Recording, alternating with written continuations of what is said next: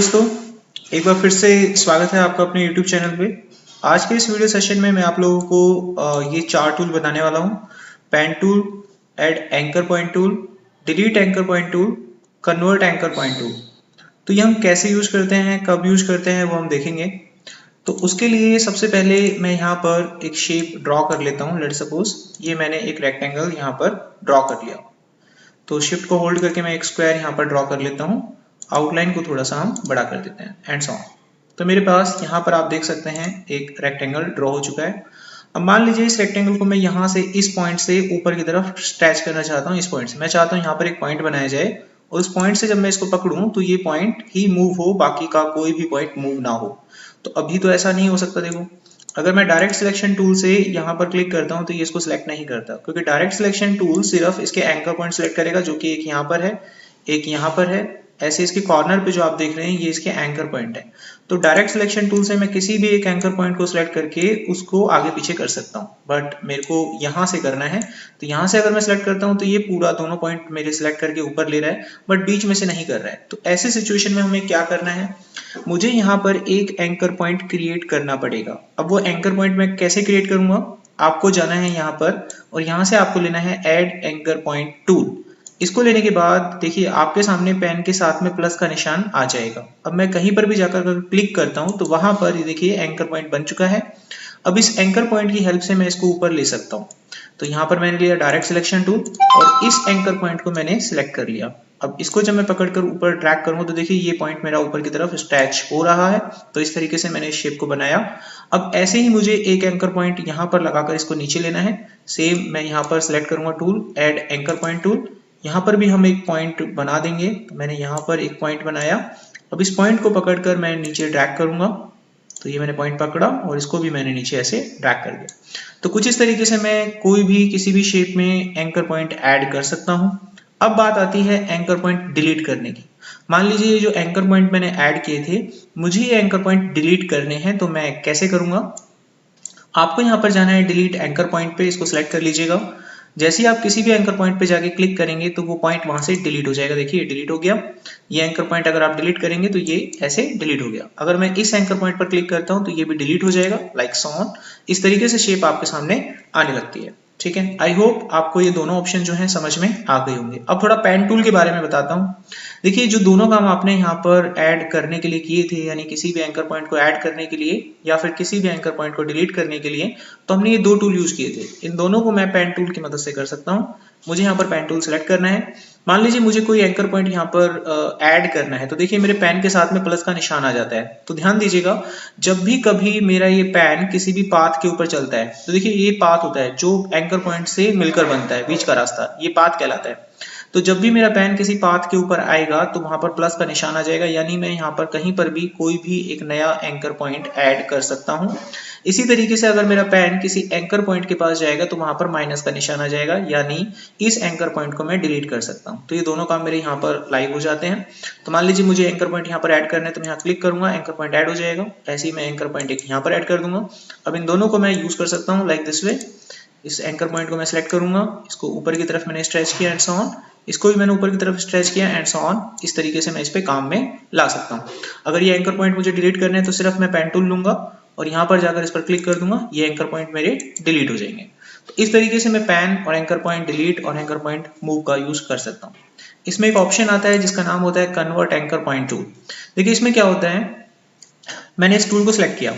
अब ये मेरे पास एक स्ट्रेट लाइन यहाँ पर आपको दिख रही है इस एंकर पॉइंट पर। मैं इसको कर्व में कन्वर्ट करना चाहता हूँ। तो क्या करना है, आपको इसको सिलेक्ट करके ऐसे स्ट्रेच कर सकते हैं। तो ये एंकर पॉइंट आपका कर्व शेप में आ जाएगा। देखिए ऐसे आप इसको कर्व शेप में ऐसे ला सकते हैं।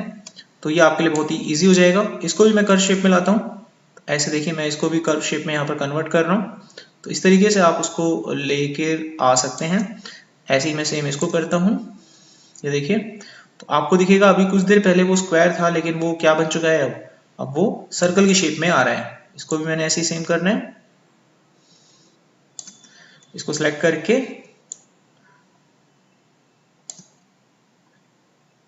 बाहर क्लिक करें, सेम ऐसे ही इसको भी स्ट्रेच करें। ये देखिए बन गया। अब देखिए आपके पास जो स्क्वायर था उसको आपने सर्कल की शेप दे दी ऑलमोस्ट। ठीक है, इसी तरीके से अगर मेरे पास कोई सर्कल हो, मान लीजिए मैंने यहाँ पर एक सर्कल ड्रॉ किया और मैं इसको स्क्वायर की शेप देना चाहता हूँ, तो वो भी हम कर सकते हैं। मैं वापस से यहाँ पर जाऊंगा कन्वर्ट एंकर पॉइंट टूल के ऊपर। यहाँ पर अभी ये जो मेरा एंकर पॉइंट है कर्व की शेप में है, मैं इस कर्व शेप को गायब करना चाहता हूँ, डिलीट करना चाहता हूँ। तो इस एंकर पॉइंट पर अगर मैं क्लिक करूंगा तो ये कर्व शेप से बाहर आ जाएगा, देखिए आ गया। ऐसे अगर मैं यहाँ क्लिक करता हूँ तो ये भी नॉर्मल हो गया, and like this way and this way. तो मैंने सर्कल को रेक्टेंगल में भी कन्वर्ट कर दिया है, ठीक है। एक बार फिर से देखिए, ये मेरे पास एक रेक्टेंगल है, कोई भी शेप है, तो मैं एंकर पॉइंट टूल से इसको कर्व में कन्वर्ट कर सकता हूँ। इसको कर्व में कन्वर्ट करना है तो ऐसे देखिए, ये मैंने कर्व कन्वर्ट किया। किसी भी शेप में आप ऐसे कर्व में कन्वर्ट कर सकते हैं। इसको करना है तो एंड सो ऑन, इस तरीके से मैं इसको भी यहाँ पर कर्व में कन्वर्ट कर सकता हूँ ऐसे। तो किसी भी शेप को, किसी भी एंकर पॉइंट को आप कर्व में कन्वर्ट करना चाहते हैं तो ये टूल आप यहाँ पर यूज कर सकते हैं। चलिए दोस्तों, इसके साथ साथ मैं आपको थोड़ा पेन टूल का और यूज बताता हूँ। पेन टूल में हम और किस तरह की ड्राइंग बना सकते हैं, किस तरह का काम कर सकते हैं, इसको हम साइड में करते हैं। तो वापस हम यहाँ पर जाते हैं, पेन टूल लेते हैं। पेन टूल का यूज हम कोई भी ड्राइंग बनाने के लिए कर सकते हैं। मान लीजिए मुझे यहाँ पर कुछ ड्राइंग बनाना है, जैसे ही मैं यहाँ पर क्लिक करता हूँ, उसके बाद अगर मैं कहीं पर भी क्लिक करता हूँ तो ये उससे मिलती हुई एक लाइन मुझे ड्रॉ करके देगा, देखिए ये आ गई। ऐसे ही मैं कहीं पर क्लिक करके छोड़ता हूँ तो ऐसे ही मुझे लाइन ड्रॉ करके देता चला जाएगा, एंड सो ऑन ऐसे, ठीक है। ये मेरे को ऐसे लाइन ड्रॉ करके देता रहेगा। अब नेक्स्ट देखिए, इसके अंदर और हम क्या कर सकते हैं। मान लीजिए मुझे कोई कर्व शेप बनाना है पेन टूल की मदद से ही, तो देखिए अगर मैं यहाँ पर क्लिक करता हूँ और उसके बाद अगर मैं यहाँ क्लिक करता हूँ, माउस को छोड़ना नहीं है, माउस को पकड़ के रखना है आपको, छोड़ना नहीं है। और अब मैं अगर इसको ऐसे मूव करता हूँ तो ये मेरे को एक कर्व शेप देता है ऐसे, देखिए इस तरीके से मेरे को एक कर्व शेप ये दे देता है, ठीक है। अब ये कर्व शेप के अंदर अगर मैं कहीं और क्लिक करूंगा तो इसी कर्व शेप का अगला पार्ट मुझे देगा, देखिए इस तरीके से कर्व शेप मुझे देगा। लेकिन मुझे इस तरीके से कर्व शेप नहीं चाहिए, मैं चाहता हूँ एक स्ट्रेट लाइन, कर्व शेप नहीं चाहता। तो मैं यहाँ पर एक बार और क्लिक करूंगा, ये यहाँ से कर्व हट जाएगा। अब मैं कहीं पर भी क्लिक करूंगा, मेरे को एक स्ट्रेट लाइन मिलेगी, देखिए इस तरीके से। अगर मैं इसको भी कर्व में कन्वर्ट करना चाहता हूँ तो माउस को छोड़ना नहीं है और इसको भी आप ऐसे कर्व में कन्वर्ट कर सकते हैं। आई होप आपको चीजें समझ में आ रही होंगी। फिर यहाँ क्लिक कर देना, ये छूट जाएगा। इसका ज्यादातर जो पेन यूज होता है, इसका यूज किया जाता है इमेज को ट्रेस करने में। वो मैं आपको नेक्स्ट वीडियो में बताऊंगा कि इमेज को ट्रेस कैसे करते हैं। आपके पास कैसा भी इमेज हो, किसी भी टाइप का इमेज आपके पास हो, वो जो इमेज हमारे पास होता है वो रास्टर इमेज होता है, तो हम उसको ट्रेस करके वेक्टर इमेज में कन्वर्ट करते हैं, ठीक है। रास्टर इमेज और वेक्टर इमेज क्या होता है वो मैं आपको नेक्स्ट वीडियो में ही बताऊंगा दोस्तों।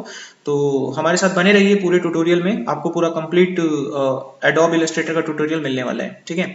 तो यहाँ तक आप सीख गए। चलो अब इसके अंदर हम कुछ बनाकर देखते हैं, कुछ ड्राइंग्स वगैरह। तो हम एक लीफ बनाकर देखते हैं सबसे पहले इसमें कि वो कैसे बन सकता है। तो मैं इसको थोड़ा अलग कर देता हूँ उठा के। ओके, तो मैंने यहाँ से लिया पेन टूल।